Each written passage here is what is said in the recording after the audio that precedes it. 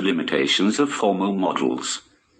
The various formal models pervade much of the literature on educational management. They are normative approaches in that they present ideas about how people in organizations ought to behave.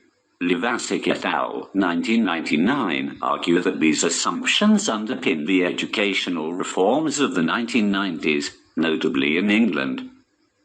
A major development in educational management in the last decade has been much greater emphasis on defining effective leadership by individuals in management posts in terms of the effectiveness of their organization, which is increasingly judged in relation to measurable outcomes for students.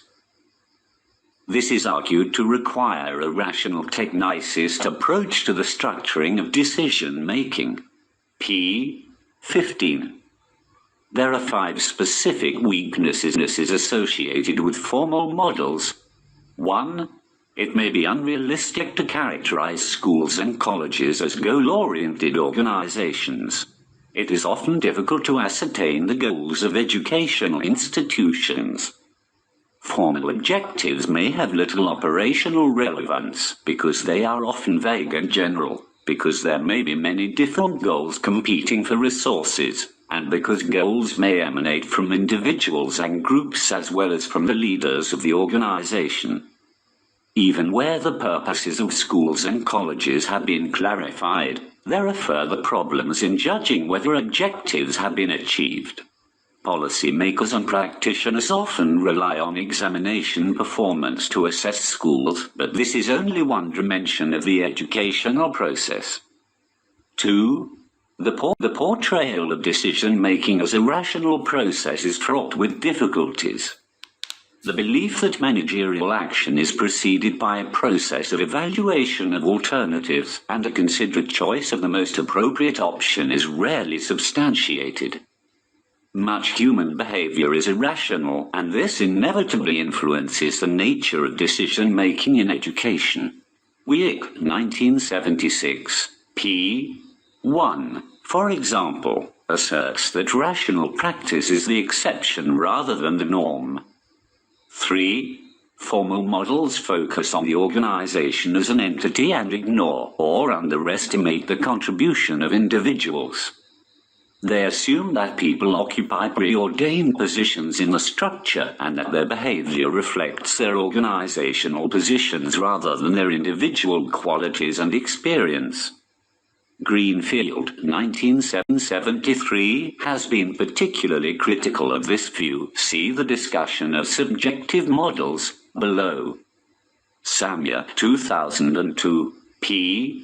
40, adopts a similar approach, expressing concern about the role technical rationality plays in crippling the personality of the bureaucrat, reducing him, to a cog in a machine. 4. A central assumption of formal models is that power resides at the apex of the pyramid. Principals possess authority by virtue of their positions as the appointed leaders of their institutions. This focus on official authority leads to a view of institutional management which is essentially top-down.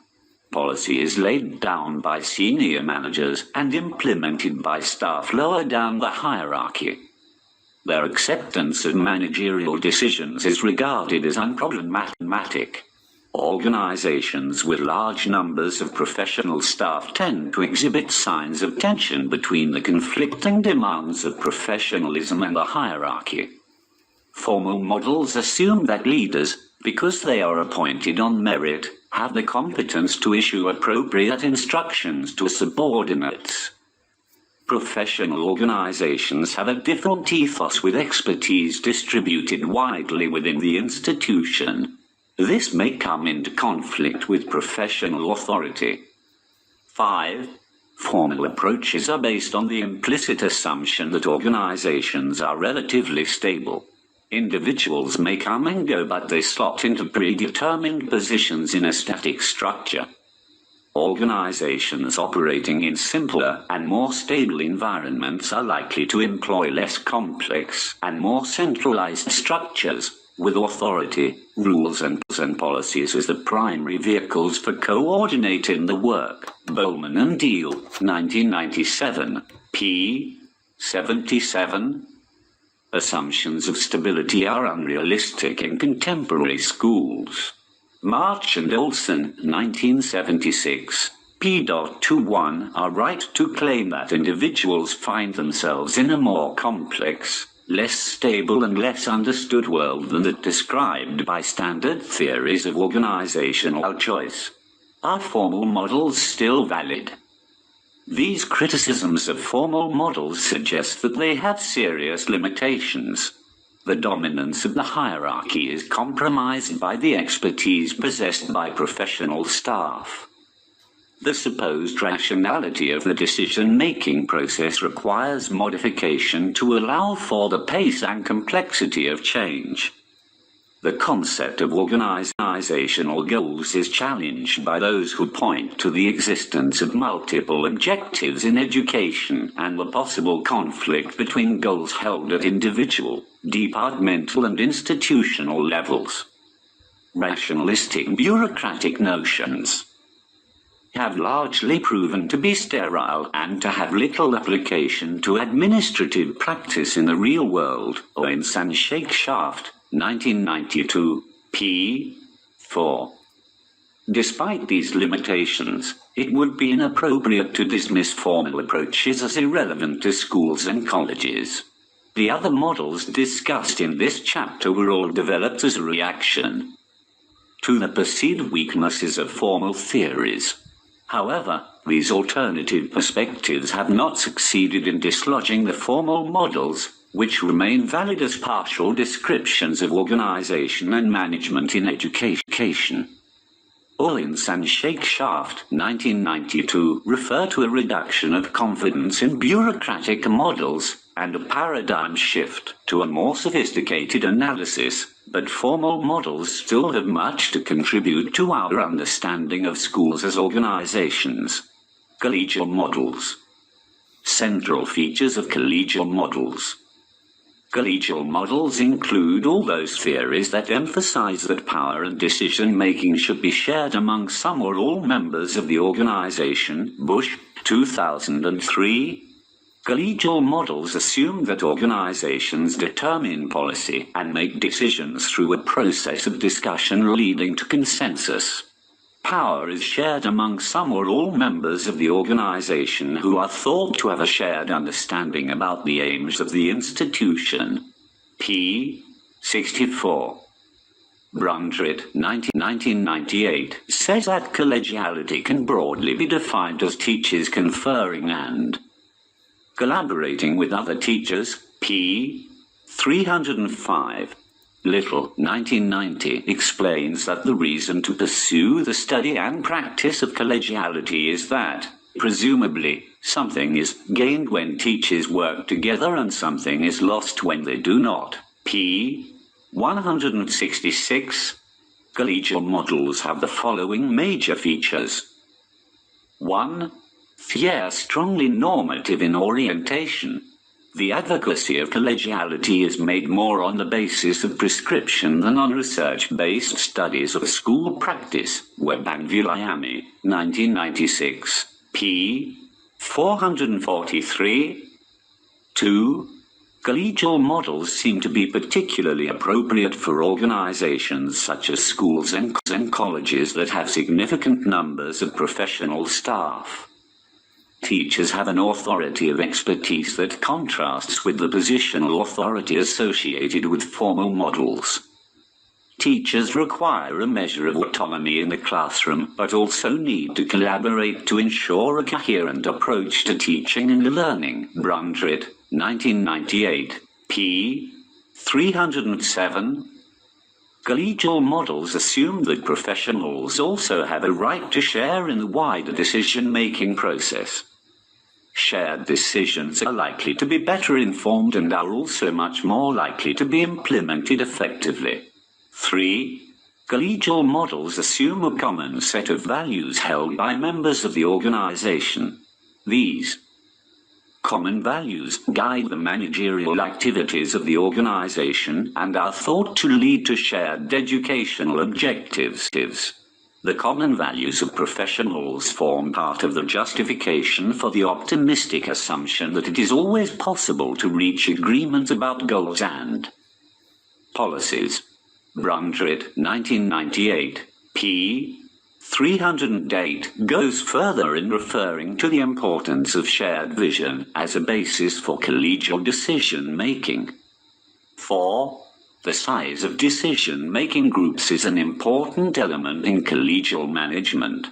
They have to be sufficiently small to enable everyone to be heard. This may mean that collegiality works better in elementary schools, or in subunits, than at the institutional level in secondary schools. Meetings of the whole staff may operate collegially in small schools, but may be suitable only for information exchange in larger institutions. The collegial model deals with this problem of scale by building in the assumption that teachers have formal representation within the various decision-making bodies. The democratic element of formal representation rests on the allegiance owed by participants to their constituencies. Bush, 2003, p. 67. 5. Collegial models assume that decisions are reached by consensus. The belief that there are common values and shared objectives leads to the view that it is both desirable and possible to resolve problems by agreement. The decision-making process may be elongated by the search for compromise, but this is regarded as an acceptable price to pay to maintain the aura of shared values and beliefs. The case for consensual decision-making rests in part on the ethical dimension of collegiality. Imposing decisions on staff is considered morally repugnant and inconsistent with the notion of consent. Bush, 2003, p. 65-67, Participative Leadership. Because policy is determined within a participative framework, the principal is expected to adopt participative leadership strategies. Heroic models of leadership are inappropriate when influence and power are widely distributed within the institution. The collegial leader is at most a first among equals in an academic organization supposedly run by professional experts. The collegial leader is not so much a star standing alone as the developer of consensus among the professionals who must share the burden of the decision. Baldridge et al., 1978, p. 45. While transformational leadership is consistent with the collegial model, in that it assumes that leaders and staff have shared values and common interests. Bush, 2003, p. 76. The leadership model most relevant to collegiality is participative leadership, which assumes that the decision-making processes of the group ought to be the central focus of the group. Leetwood et al., 1999, p. 12. This is a normative model, underpinned by three criteria. Leetwood et al., 1999. Participation will increase school effectiveness. Participation is justified by democratic principles. Leadership is potentially available to any legitimate stakeholder. p. 12. Ser Giovanni, 1984, claims that a participative approach succeeds in bonding staff together and in easing the pressures on school principals. The burdens of leadership will be less if leadership functions and roles are shared, and if the concept of leadership density were to emerge as a viable replacement for principal leadership. p. 13. Limitations of collegial models. Collegial models have been popular in the academic and official literature on educational. Collegial models have been popular in the academic and official literature on educational management since the 1980s. However, their critics point to a number of limitations. 1. Collegial models are so strongly normative that they tend to obscure rather than portray reality. Precepts about the most appropriate ways of managing educational institutions mingle with descriptions of behavior.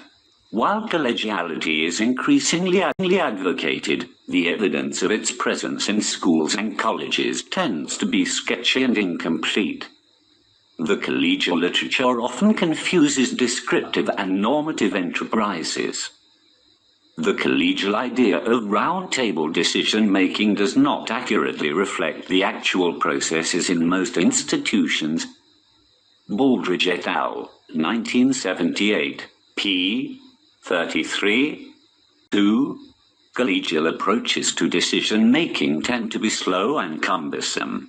When policy proposals require the approval of a series of committees, the process is often tortuous and time-consuming. Participants may have to endure many lengthy meetings before issues are resolved. This requires patience and a considerable investment of time. Several English primary school heads interviewed by Webb and Vulliamy, 1996, refer to the time-consuming nature of meetings, where the discussion phase seemed to go on and on, p. 445, and I felt we weren't getting anywhere, p. 446. 3. A fundamental assumption of democratic models is that decisions are reached by consensus. It is believed that the outcome of debate should be agreement based on the shared values of participants. In practice, though, teachers have their own views, and they also represent constituencies within the school or college. Inevitably, these sectional interests have a significant influence on committees' processes.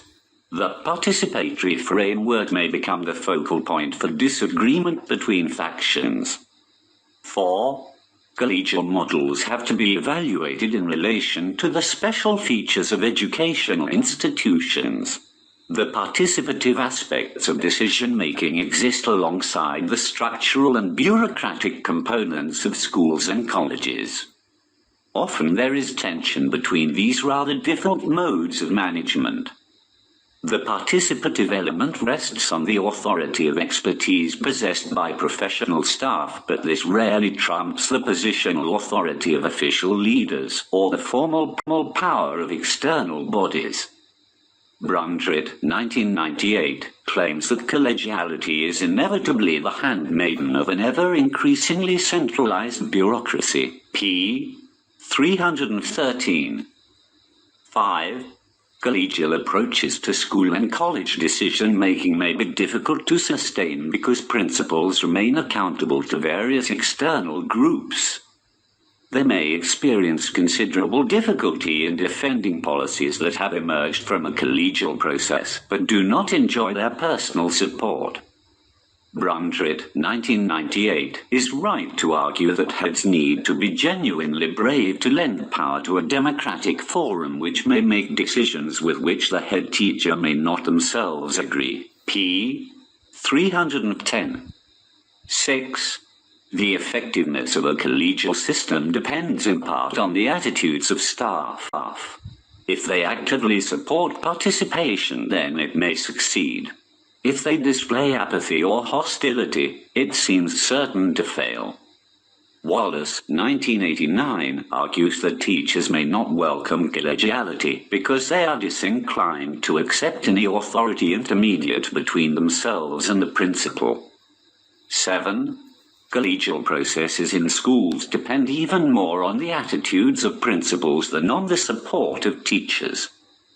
Participative machinery can be established only with the support of the principal, who has the legal authority to manage the school. Hoyle, 1986, concludes that its dependence on the principal's support limits the validity of the collegiality model. Contrived collegiality. Hargreaves, 1994, makes a more fundamental criticism of collegiality, arguing that it is being espoused or contrived by official groups in order to secure the implementation of national or state policy. Contrived collegiality has the following features. Hargreaves, 1994. Administratively regulated rather than spontaneous. compulsory rather than discretionary, geared to the implementation of the mandates of government or the principal, fixed in time and place, designed to have predictable outcomes. P. 195-196. Webb and Vulliamy, 1996, argue that collegial frameworks may be used for essentially political activity, the focus of the next section of this chapter. Webb and Vulliamy, 1996. The current climate encourages head teachers to be powerful and, if necessary, manipulative leaders in order to ensure that policies and practices agreed upon are ones that they can wholeheartedly support and defend. P. 448. Is collegiality an unattainable ideal? Collegial models contribute several important concepts to the theory of educational management. Participative approaches are a necessary antidote to the rigid hierarchical assumptions of the formal models. However, collegial perspectives underestimate the official authority of the principal and present bland assumptions of consensus, which often cannot be substantiated. Little, 1990, following substantial research in the United States, concludes that collegiality turns out to be rare. P.187. Collegiality is an elusive ideal, but a measure of participation is essential if schools are to be harmonious and creative organizations.